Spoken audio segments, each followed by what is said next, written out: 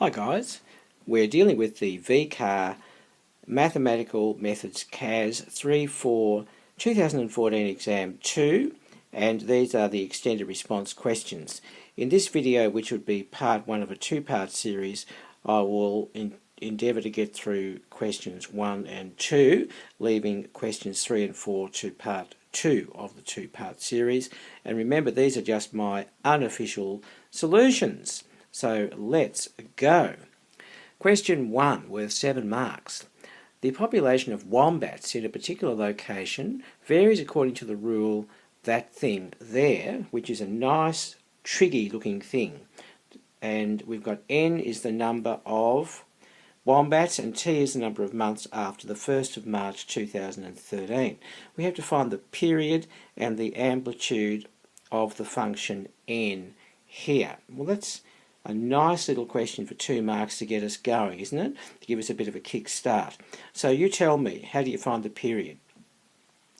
Yes, I think you got that right, didn't you? It's 2 pi over this number here, which would be 2 pi over 3, which would get you 6. Very good. So that's got a 6-month period. Okay, that's the number of months after the 1st of March 2013. The amplitude, well, that's very easy. The thing is oscillating around the central axis of 1200 wombats, goes up from there by 400 and down from there by 400. So the amplitude is actually the distance which it strays from the central axis, so it's 400. There you go. Nice and easy, eh? Okay, next question. Find the maximum and minimum population of wombats in this location. Well, as I was just saying, it's 1200 plus or minus 400, so it's going to go from 800 as a minimum up to 1600 as a maximum. So there you go, that's the max, that's the min, and we're laughing. How are you going so far? Pretty good? Nice and easy, isn't it? So C, now we've got to find N at 10 months. Alright, that means we've just got to plug T as 10 in here and work it out. Now, we shouldn't need CAS to do that. It's only a 1 mark question and it's pretty easy actually. You think about that. If you put a 10 in here, it's 10 pi over 3. So we've just got to work out what the cos of 10 pi over 3 is. And the easiest way to do that is to work out how many lots of 2 pi we're talking about here. So it's 2 pi and then what the leftover amount is. So 2 pi is 6 pi over 3, so you've got another 4 pi over 3 left over, which is 1 1/3 pi. Now if you've got 1 1/3 pi, guys, then which quadrant are we in? If you think about that, visualize it, think about it in your head, you would be in quadrant 1, 2, 3. Quadrant 3 is negative for cos, and the cos of pi over 3 is a half, so it's negative a half. I did that all in my little old head, and you should be able to do the same thing. So N of 10 is 1200 minus 200, which is going to be 1000. Yes? Very simple. You can use CAS if you like, but I find that pretty easy to do just by hand. Okay, next question, part D. Over the 12 months from the 1st of March 2013, find the fraction of time when the population of wombats in this location was less than what we just worked out in the previous part. Well guys, I don't know about you, but for a 2 mark question I just need to get a little bit of a handle on what's going on with the quadrants and or with the graph before I can really answer this properly, because we need a picture. I always need a picture anyway. So just to recap, that's what I got from the previous part, wasn't it? And that led to that, and that's where we got to. Cos of 4 pi on 3 was minus a half. Now if we look at our quadrant diagram, we discovered that we were dealing with a pi on 3 basic angle, okay? But we're actually dealing with this quadrant and this quadrant because we're dealing with minus a half, aren't we? Remember that over a 12-month period, by the way, we'd be dealing with 2 cycles, just in case we need to know that, because the period was 6 months. Now, meanwhile, back at the ranch here, yes, we're dealing with from 2 pi on 3 to 4 pi on 3, aren't we? So what's that a range of, a span of? that's a span of 4 pi minus 2 pi all over 3, which is 2 pi on 3. Now, in a full cycle of 2 pi, which is 6 pi on 3, 2 pi on 3 over 6 pi on 3 is 1/3. So, guys, that's what I think we're dealing with. I think we're dealing with 1/3 of the time. Wouldn't you say so? So, I'll just show you on the graph, just to make sure we're right here. Yeah, we're dealing with 2 pi on 3 to 4 pi on 3, and in fact there are 2 cycles, but it doesn't matter because they're 2 full cycles. So this pattern here is going to be repeated again. But the proportion of time when we're down here, from there to there, that's this span of time here, or really this, wait a minute, where am I? That's right, from here to here, that's going to be 1/3 of the time. Do you agree with me? That's what I think it is, and there it goes, there, and it's 1/3. So it's a 2-mark question, nice and easy, but it's easy if you've got a picture. You know, I just really feel you have to have a picture before you can really have confidence with these things. Now that was question 1, so that was a great little question, wasn't it? No real problem at all. So let's keep going now. Question 2, we've got dear old Tasmania Jones is making another stellar appearance here. So on the 1st of January 2010, now I always get very wary when you start talking about the 1st of January, because these usually end up being trick questions when they ask you for the number of years of something or other. I'll show you that in as time goes on, if that develops. But anyway, 1st of January 2010, Tasmania Jones was walking through an ice-covered region of Greenland when he found a large ice cylinder which was made 1,000 years ago by the Vikings, good heavens above. The statue was inside the ice cylinder, okay? The statue was 1 metre tall, and its base was at the centre of the base of the cylinder. All right, we get that, don't we? That's 1 metre there, and this is h metres. They don't tell us what the height of that thing is, do they? No. All right, and this thing's d metres diameter, the ice cylinder. All right. Now, the cylinder has a height of h metres and a diameter d metres. Tasmania Jones found that the volume of the cylinder was 216 cubic metres. Goodness, okay. Well, we know that much. At that time, on the 1st of January 2010, the cylinder had not changed in 1,000 years. It was exactly like it was when the Vikings made it. All right. Write an expression for h in terms of d. Well, that's very easy, isn't it? Volume of a cylinder. Pi times pi r squared h equals 216. That'll give us the connection between h and d. So let's just do that. We get that, don't we? Yes, and now we can basically say that h is that. If you multiply both sides by 4 over pi d squared, you're going to get that. So that's it, 2 marks, no problem. Easy marks, eh? Now, next question, part B. Show that the surface area of the cylinder, excluding the base, s square metres, is given by this thing. Now, just have a little squeeze at this. That's surface area. It's just in terms of diameter. All right. Well, we know the formula for the surface area of a cylinder excluding the base. We can easily do that. So we know that S is pi r squared. That can be the top circular surface because we're excluding the base, plus 2 pi r h. That's the curved vertical surface, yes? Okay, now what we've got to do is get D in there and get rid of H. We know what H is in terms of D from the previous part because the story is unfolding here, and we can easily substitute R is D over 2, and I'd say Bob's your uncle. Let's see whether Bob's our uncle. That looks good. That's 2 pi R times H in terms of D, which is what we just worked out before, and that's looking pretty promising, I think. Let's just simplify that a bit. Yes, cancel out those, and what else can we do? Cancel that, yes, and the two 2's cancel, and where does that leave us, guys? Pi d squared over 4 plus, yes, 864 over d, and we're filled with glee. Whoopee, we've done it. Okay, we're cruising, guys. Alright, next bit. Tasmania found that the Vikings made the cylinder so that S is a minimum. My goodness, pretty mathematical, Vikings. Part C, find the value of D for which S is a minimum and find the minimum value of S. Now this is a 2-mark question. as the story unfolds, we know we've got this bit up here. So that's S in terms of D. Quite obviously, guys, all we've got to do is take the derivative, set it equal to 0, and solve that for D, and then plug the value of D back into the function for S. That's probably a very doable thing on CAS to save us a bit of time, because this looks pretty ugly. Probably won't come out very pretty, so I think we'll go for the CAS, don't you? Okay, there it is. Now I've put the function for S as f1 of x into the TI CAS handheld.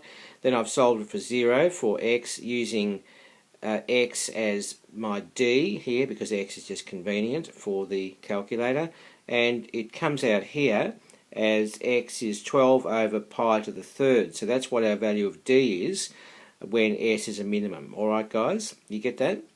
Right, so let's go over the screen now and then plug that value of d into our function for s up here and see what we get. Okay, there it is. It looks like it's 108 times pi to the third. Alright, that is s minimum. Alright, great. Next bit now, we've got to find the value of h when s is a minimum. Now, keeping in mind the story that's unfolded so far, okay guys, we know that from earlier we found that h is 864 over pi d squared. That was the connection between h and d.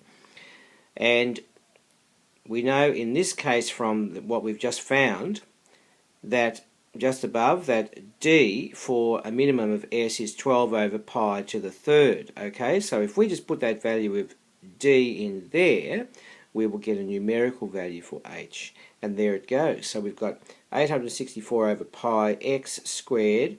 Given that x is 12 over pi to the third, we get this here. So therefore our value of h when s is a minimum is going to be 6 over pi to the third. Alright, easy as.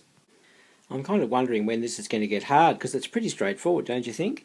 Anyway, let's keep going. On the 1st of January 2010, Tasmania believed that due to recent temperature changes in Greenland, the ice of the cylinder had just started melting. Oh dear. Therefore, he decided to return on the 1st of January each year to measure the ice cylinder. Quite the scientist, our Tasmania. He observes that the volume of the ice cylinder decreases by a constant rate of 10 cubic metres per year. Assume that the cylindrical shape is retained, such that D is always 2h at the beginning and as the cylinder melts. Alright, so the proportion is always maintained. The diameter is always twice the height. Alright, so find an expression for V in terms of h for 1 mark. Oh, that's pretty simple. The volume of a cylinder, let's put that down. Now we know that R is D over 2, so let's do that. And we also know that D is 2h, so let's do that. Yes, and we've got the whole thing in h, in terms of h, haven't we? So let's do that, and we get that. That's nice and easy, isn't it, for 1 mark? Very good. Over the screen, next part, find dH/dt in terms of h. Alright, well, we know that dV/dt equals dV/dH times dH/dt. Now, just keeping the story clear in your mind as it's unfolding, because on the previous screen we got V in terms of h, so we can easily work out dV/dH from that. Remember that also Tasmania now believes that this thing is disappearing at the rate of 10 cubic metres per year, so dV/dt is minus 10.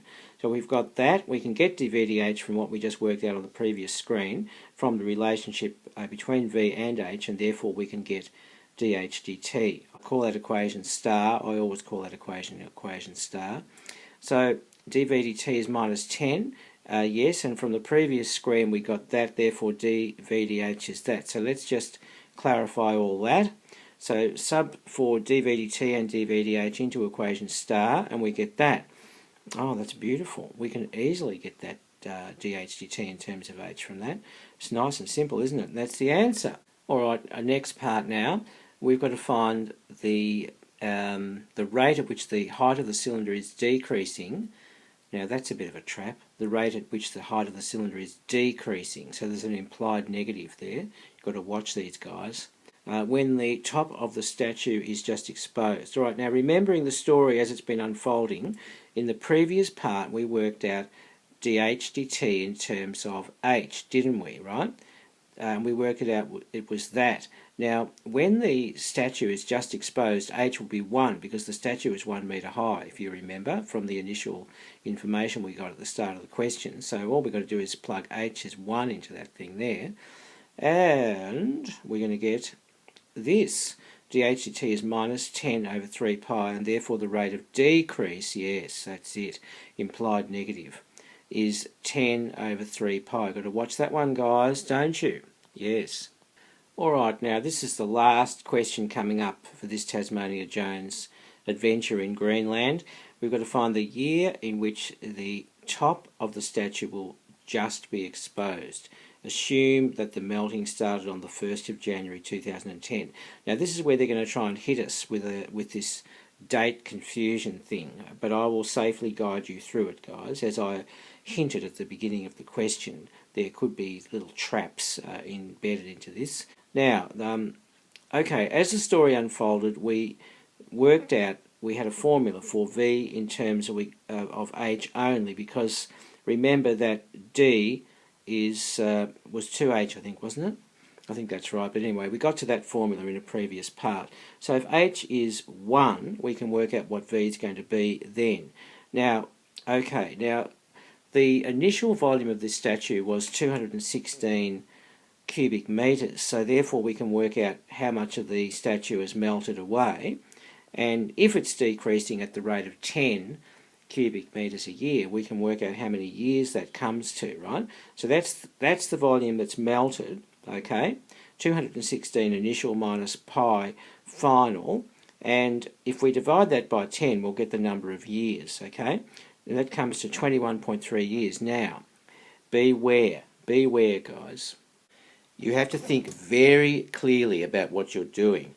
Now, if we go from the beginning of 2010, okay, the 1st of January 2010, we have to do it this way. We have to say, okay, 21 years from the beginning of 2010 would take us to the beginning of 2031, wouldn't it? Yes, and then if we add 0.3 years to that, we will still be in 2031. Now, what many students will do, they'll make the mistake of saying, all right, 21 years plus 2010 gets us 2031, so therefore if you add another 0.3 years, you'll get yourself into 2032, which would be wrong, because you would still be in 2031 when you add on 0.3 of a year to the 1st of January 2031. Now, what I prefer to do, guys, is I prefer to work from end of years, just less confusing to my brain. So I'd like to say this is really the same in effect as the end of December 2009, okay? And then I work consistently with that. So 21 years to the end of 2009, let's work that one out. 21 plus 2009 gets us 2030, end of 2030. Then if you add 0.3 year, that clocks straight over into 2031 and you're home and hosed. Okay, so just be consistent with what you're doing. Either you're working in your mind from the beginning of years or from the end of the previous year, and be consistent with what you're doing. Just don't blindly start applying date arithmetic and expect to get it right, because there are traps built into this. So therefore, from my way of doing it, I'm saying from the end of 2009, we add 21.3 and we get 2030.3, which obviously puts us in the calendar year 2031. Okay, guys, that's how you do that question. So that brings us to the end of question 2, and therefore to the end of this video part 1. I'll deal with questions 3 and 4 in a subsequent part. So in the meantime, I'll see you and all the best.